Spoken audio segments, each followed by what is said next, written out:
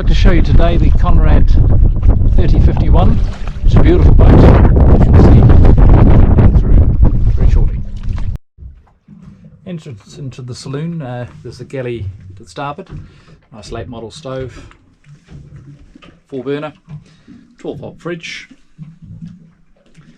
helm station, all the gear, radar, GPS, sounder, autopilot, diesel heater, electronic controls, forward cabin, which makes up to a nice big double.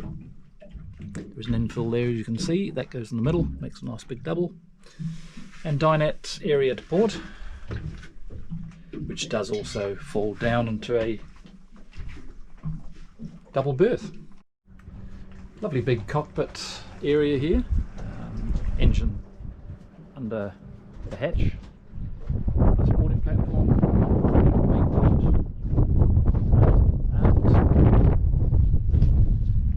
cockpit, access to the toilet and shower in here, nice big toilet shower area,